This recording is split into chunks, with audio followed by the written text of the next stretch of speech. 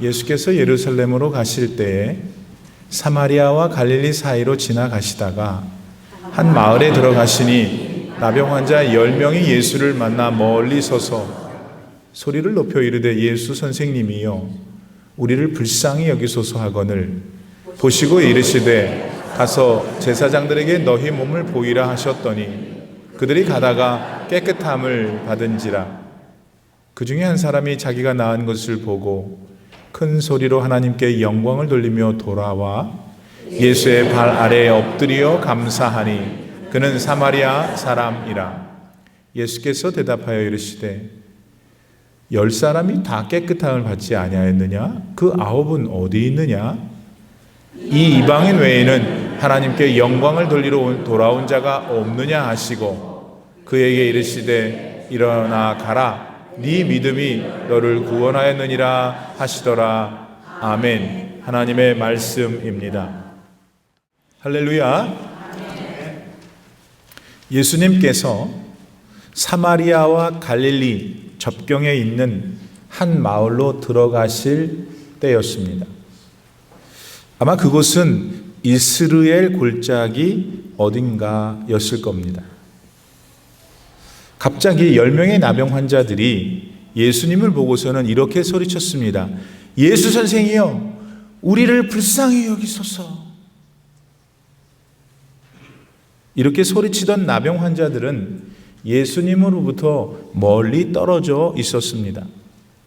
저주받은 사람만 걸리는 전염병으로 인식됐던 나병이었기 때문입니다. 하지만 그들은 예수님을 보자 자신들이 할 수 있는 최선을 다해 소리쳐 예수님을 불렀습니다. 그 이유는 무엇이었을까요? 살고 싶으니까. 살고 싶어서. 듣자 하니 예수님은 모든 병을 고친다 했습니다. 또 실제로 누가복음 5장에 보면은 예수님께서는 자기들과 똑같은 나병 환자들을 손을 대서 고쳐주셨습니다. 그랬기 때문에 그 10명의 나병 환자들에게는 예수님은 어쩌면 그들의 생에 있어서 살아날 마지막 기회였을 겁니다. 따라서 만약 우리들이 그날 거기에 있던 그 나병 환자들이었다면 우리들도 역시 그들 못지않게 아니 더 목 놓아서 예수님께 살려달라고 치료를 간청했을 겁니다. 한편 예수님께서 그 나환자촌에 들어가셨던 사실 자체가 평범한 일이 아니었음을 생각해 봅니다. 왜 그렇죠, 여러분? 당시도 그렇고 지금도 그렇고 나병에 걸린 분들은 일반 사회에서 좀 격리된 곳에서 삽니다. 문둥병이라는 게 실제로도 그렇고 사람들이 갖고 있는 이미지가 아주 몹쓸 병이어서 그렇죠. 더군다나 예수님이 활동하시던 유대 사회에선 중한 죄인이나 걸리는 저주병이어서 더더욱 지탄을 받고 있었습니다. 따라서 본문의 나병 환자들 역시 사마리아와 갈릴리 사이, 그러니까 사람들이 많이 살지 않는 외딴 지역에 격리된 채 살고 있었습니다.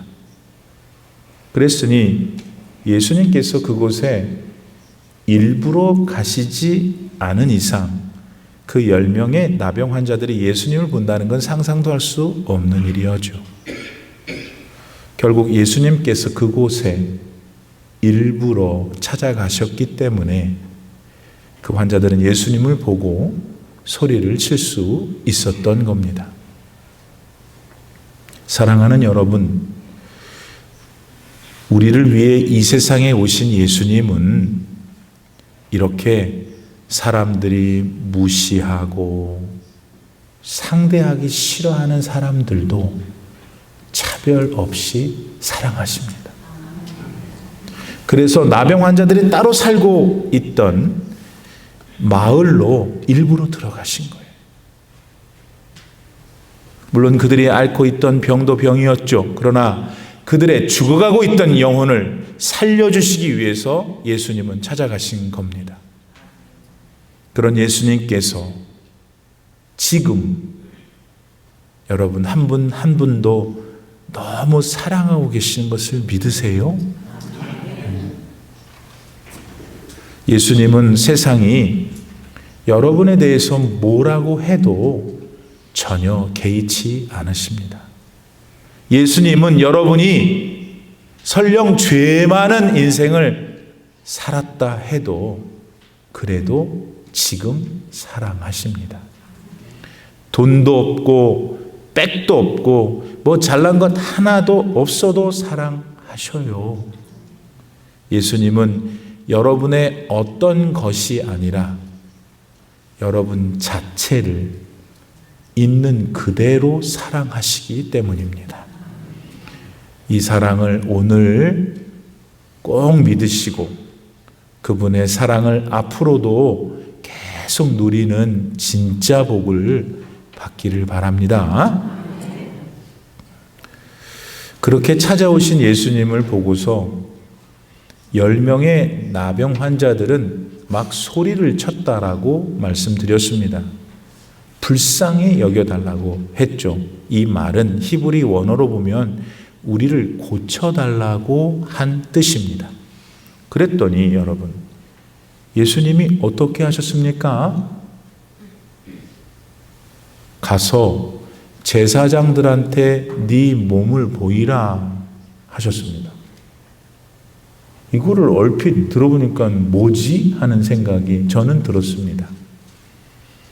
손을 대시든지 아니면 예수님 잘하시는 대로 말씀 한마디로 그 환자들을 딱 고쳤으면 좋겠는데 그러면 우리가 더 이해가 잘 될 텐데 아니 뜬금없이 제사장들한테 가서 네 몸을 보이라니요, 여러분.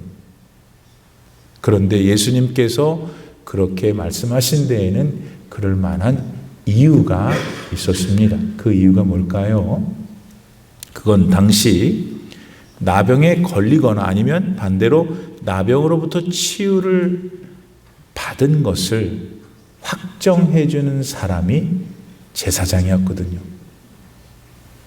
그러니까 우리의 이해와는 달리 그때 예수님께 너 제사장한테 가서 네 몸을 보여 라는 말씀을 들은 그 10명의 나 환자는 뭐 어떻게 될는지는 잘 몰라도 예수님께서 자기들한테 무언가를 했구나 하는 사실을 생각했던 거예요. 그냥 그러지 않고는 자기들이 제사장들에 갈 이유가 없을 테니까요. 아무튼 그래서 그 10명의 나병 환자들은 어떻게 했습니까? 예수님이 하신 말씀 그대로 순종했고 제사장들한테 갔잖아요. 그런데 여러분, 이렇게 그 10명의 나병 환자들이 예수님 말씀을 듣고 즉각적으로 순종해서 간 것이 막 그냥 기분 때문에 막 뭐 될 것 같구나 막 감정적으로만 간 것이 아니었다는 것을 절대로 놓치면 안 돼요. 그게 뭔 소린가? 오히려 그들은 뭔가를 속으로 단단히 각오하고 제사장들을 향해 갔던 거예요. 왜요? 여러분, 만약 이 나 환자들이 제사장들한테 갔어. 그 제사장이 보니까 아직도 나병 환자야. 그러면 어떻게 될까요? 나병 때문에 같이 살 수 없어서 나 환자촌에 살라고 했는데 이것들이 집단적으로 찾아와가지고 이러고 있으니 돌에 맞아 죽을 일이죠.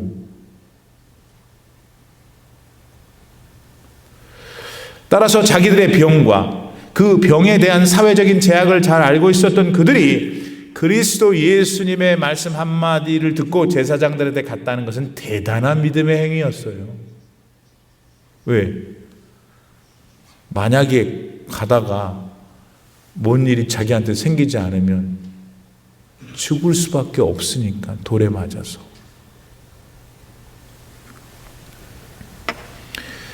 결국 그들은 자신들의 목숨을 걸고 믿음의 행위를 했고 그들은 그들의 믿음의 행위에 대한 대가를 받았죠. 나병이 나았습니다. 할렐루야. 사랑하는 여러분, 당시 그 나환자들은 예수 그리스도의 치유의 능력을 조금 더 의심하지 않고 믿었어요.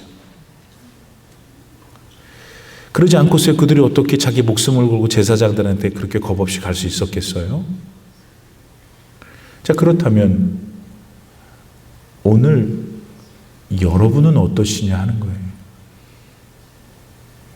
그때나 지금이나 예수님은 변함없는 우리 하나님이신데 오늘 여러분도 예수 그리스도의 치유의 능력을 믿고 계시냐는 거예요. 여러분, 예수님은 하나님이십니다. 하나님은 출애굽기 15장에 보니까 나는 치료의 하나님이다 말씀하셨어요.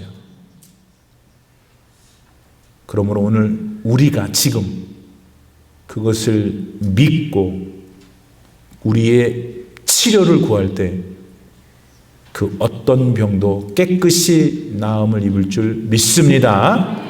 그런 치유의 능력이 여러분들에게 특별히 오늘도 아파서 못 나오신 분들이 많으신 우리 환우들에게 충만하게 임하기를 축복합니다. 예수님의 말씀에 순종해 갔던 그 10명의 나환자들은 모두 가는 도중에 치료를 받았습니다. 정말 신기합니다. 정말 놀랍고 대단하지 않습니까, 여러분? 당시로서는 고칠 수 없던 저주의 병, 나병을 예수님은 아무런 어려움도 없이 완전히 낫게 해주셨으니까 말입니다. 그러니 제3자인 우리들도 그 일이 놀랍고 신기한데 본인 당사자들은 어땠겠어요? 말해 못해요.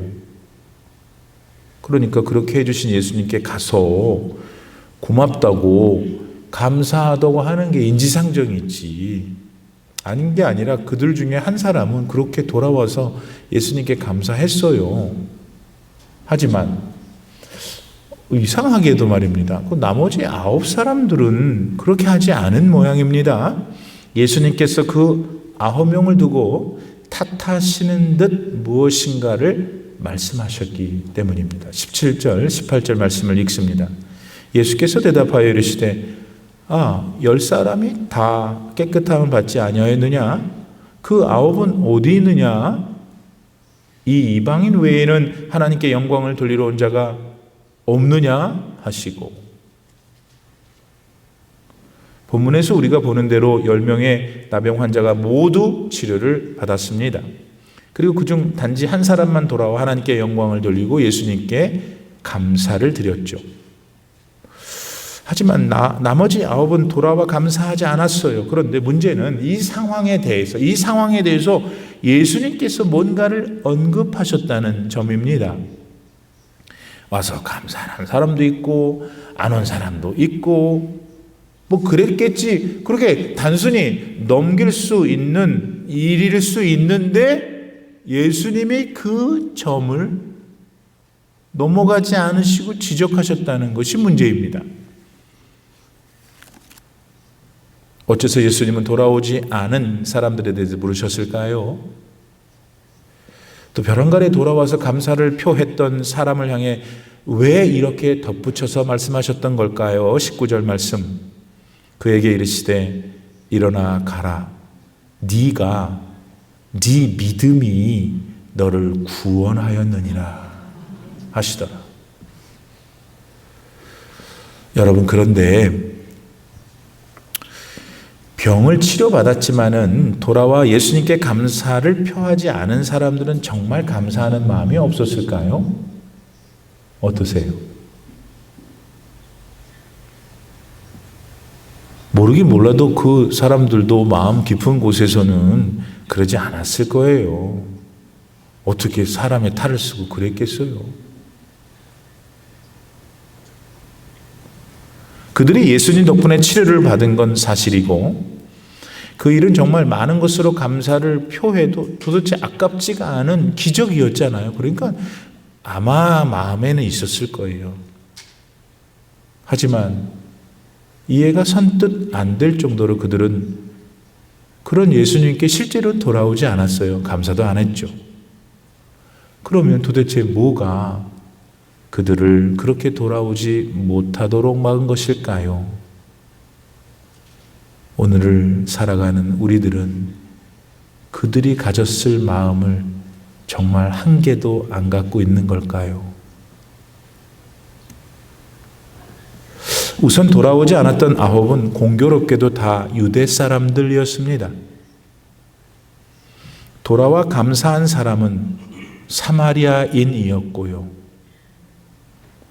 유대인 그 9명의 나환자들은 예수님보다는 그 상황에서 제사장을 만나는 게 더 급했어요. 왜? 제사장을 만나야 자기가 병 난 게 확인받을 수 있고 그래야 빨리 가족들을 만날 수 있었을 테니까.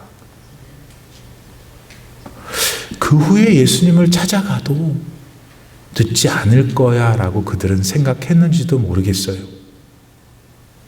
그동안 나병으로 인해 죄인 취급받았던, 그래서 정상적으로 살지 못했던 나의 이 억울한 삶을 하루라도 빨리 정상인의 삶으로 돌아가서 즐겁게 살 생각을 하니까 예수님은 좀 나중에 해도 되지 않을까 미뤘던 것이 아닐까 생각됩니다.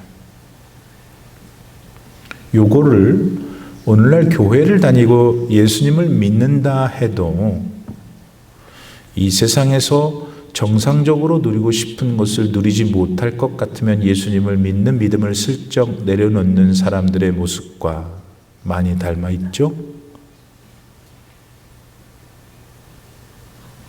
내가 사고 싶은 것을 사는 일이 예수님을 위한 일보다 먼저인 경우가 그 경우입니다. 나와 가족들이 하고 싶은 일을 하는 것을 예수님보다 먼저 앞세우는 모습들이 그런 케이스죠. 오늘 여러분은 예수님을 향해 이런 상황에서 어떤 태도를 취하실 것인지요? 그런가 하면 병고침을 받고 나니까 예수님의 당시 신분이 부담스러워져서 예수님께 돌아가 감사를 표하지 않았을런지도 모르겠어요. 무슨 말인가? 자신들이 병에 걸려 있을 때에는, 그리고 그래서 예수님을 생각할 때는 예수님께서 자신을 고쳐주실 것이라는 기대밖에는 기대하지 않았어요. 그런데 병을 고침받고 나니까 당시 현상수배범처럼 유대 높은 사람들한테 찍혀있던 예수님과 가까이 하는 게 어쩐지 손해를 볼 것 같다는 배은망덕한 마음이 들었을 수도 있다는 거죠. 그래서 안 간 거예요. 물론 예수님께 고마운 마음은 있었지만 어떻게든 살짝 만난 적이 없었던 것으로 만들고 싶었는지도 모릅니다. 이건 오늘날 우리들의 삶에 어떻게 적용해 볼 수 있을까요? 예수님에 대해 배우고 그분의 삶에 대해 경탄했습니다. 그래서 교회도 나오고 교회 일들에 대해 소극적이라도 도움을 주고 싶어하는 마음을 갖기도 합니다. 그런데 가족들 가운데 아니면 내가 속한 사회에서 예수님을 조롱하거나 그리스도인들을 무시하는 소리를 들을 때 살짝 교회 나가는 사실을 감추려는 우리의 위선이 그 9명의 나환자들의 태도와 같은 건 아닐까 생각해 봅니다.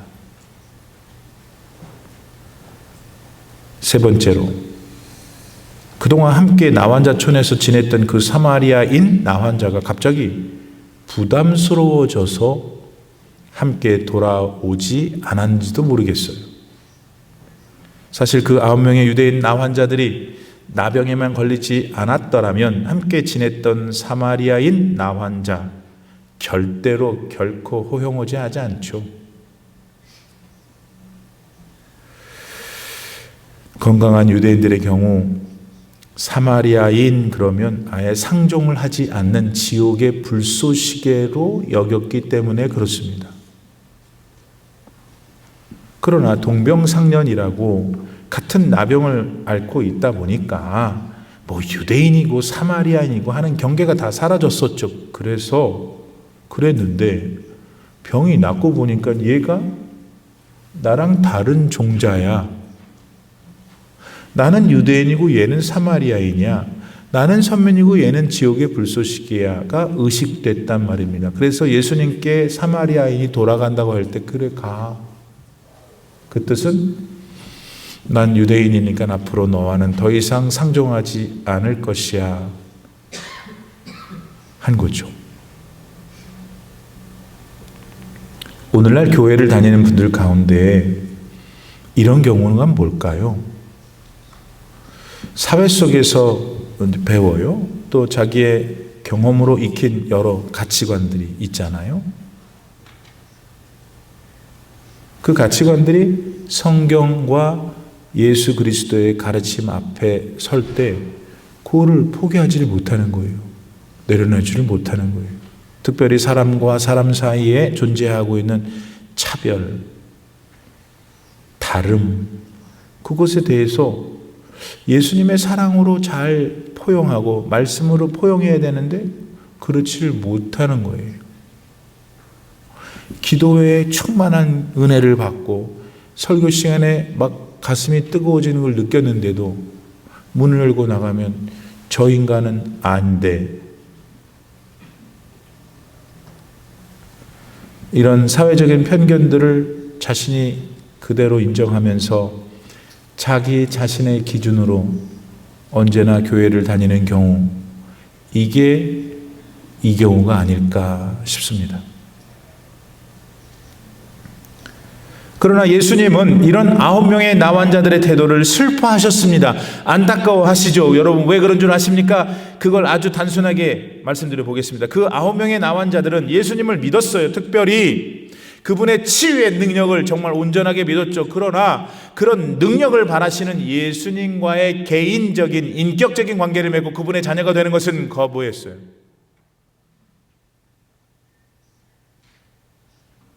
예수님의 능력, 예수님이 복 주시는 분 믿었지만 예수님이 자기 자신의 진짜 주인이시고 나는 그분의 자녀이라는 걸 받아들이지 않는 것이죠. 지금 여러분 누군가처럼.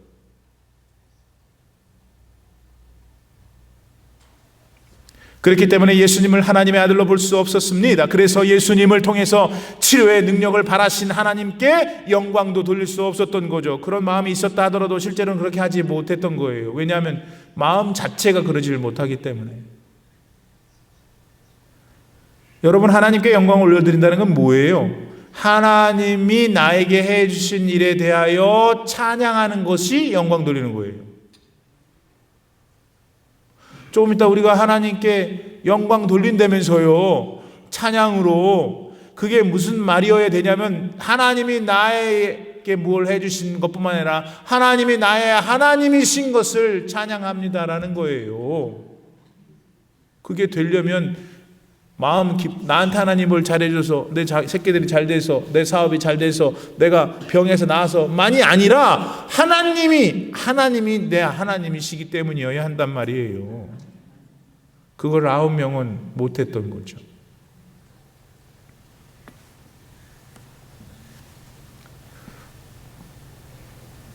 그 9은 결국 못한 것이 아니라 하지 않은 것입니다. 그들은 세월이 지나도 그렇게 할 수 없는 것입니다. 왜냐하면 근본 자체가 다르기 때문에. 하나님을 하나님으로 진정 그 마음에 모시지 않고 있을 때 절대 그렇게 할 수 없습니다. 하나님의 그 능력만 자기의 삶을 위한 방편으로 이용하고 있는 거죠. 따라서 그들의 믿음은 자신들의 삶의 윤택함을 위한 도구로서의 믿음이었어요. 그 믿음을 예수님께서는 개탄하셨습니다. 지금 개탄하고 계십니다. 그러니 그런 믿음에서 어떻게 예수님을 향한 감사의 마음을 제대로 표현할 수 있겠어요? 예수님이 자신의 죄를 사하시고 영원한 생명을 주신 살아계신 하나님임을 믿지 않는데 어떻게 감사할 수 있고 어떻게 돌아올 수 있겠냔 말입니다. 그러나 돌아온 사마리아인 환자는 달랐죠. 그는 자신의 몸에서 나병이 빠져나가는 것을 직접 경험하면서 그 일을 하실 수 있는 분은 오직 하나님 한 분밖에 안 계신다는 걸 인정했어요. 그랬으니까 병이 나았으니 하고 싶었던 그 많은 자신들의 욕망보다도 그런 삶으로 자기를 바꿔주신 하나님이 기억났어요. 감사했죠. 생각해보니까 너무 황공한 거예요. 그러니 어떻게 그 외에 다른 것들에 먼저 관심을 둘 수 있겠어요, 여러분? 그래서 그는 다시 예수님께로 돌아간 거예요. 제일 먼저 그렇게 하고 싶었습니다. 이유는 지금 자신의 몸에 일어난 일을 하실 수 있는 분은 하나님 한 분님 뿐임을 깨달았고 그렇게 믿어서예요. 그런 그에게 만나고 싶은 가족들은 두 번째 일이 얼마든지 될 수 있는 거죠. 예수님에 대해서 사회에서 부정적으로 말하고 있는 그 일이 그에겐 조금 더 문제가 안 될 수 있죠. 게다가 자신은 사마리아인으로서 병들기 전에도 무시당했던 인생인데 그런 자신도 포함해서 차별 없이 나머지 유대인 9과 함께 치료를 해주신 예수님이셨으니까. 그러니 그에게 있어서 예수님은 단순히 자기를 병에서 구출해 준 분이 아니라 자신의 생명 자체를 구원해 주신 하나님이셨어요.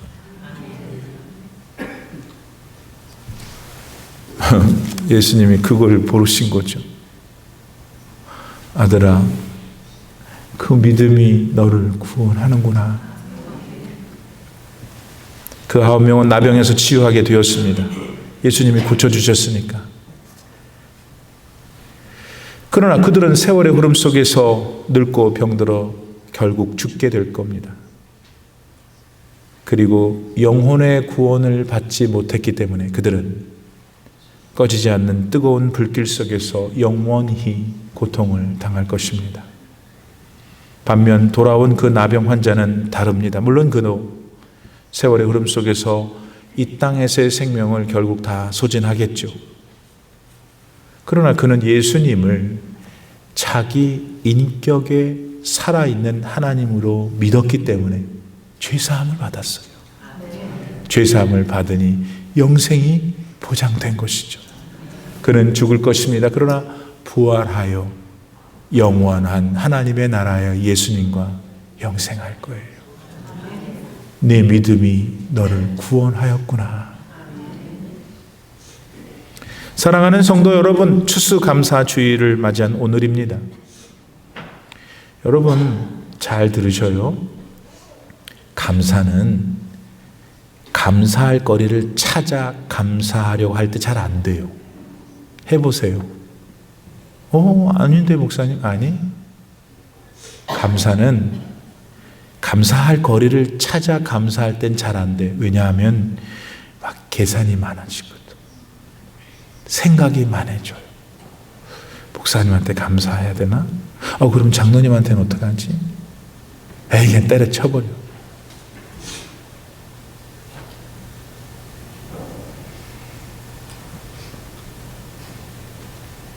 이거는 예수님을 향해 감사를 표할 때도 똑같아요. 그러니까 돌아오지 않았던 그 9 나병 환자들을 자기도 모르게 닮게 되는 거죠. 감사한 마음이 있어, 여러분 안에.